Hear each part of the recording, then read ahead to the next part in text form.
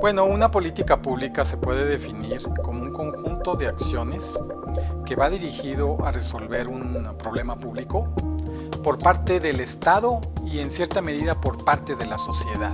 Porque muchas veces la sociedad también participa, por ejemplo, organizaciones de la sociedad civil participan en la ejecución de una política pública, a veces hasta en el diseño de una política pública.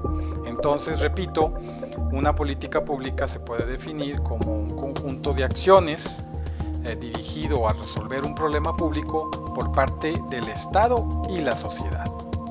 Bueno, una política pública tiene varios elementos, por ejemplo, un problema público, tiene que haber un problema público que se busque resolver.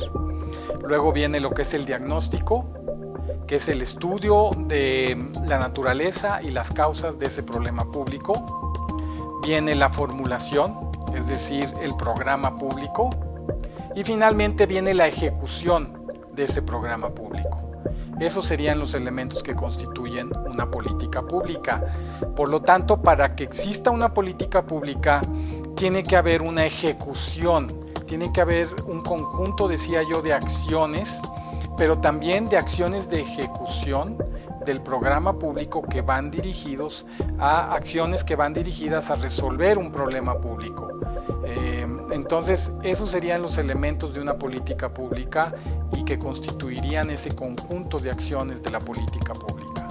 Bueno, el enfoque ecológico es un enfoque del campo de estudios de las políticas públicas que busca enfatizar el papel del contexto en los procesos de las políticas públicas.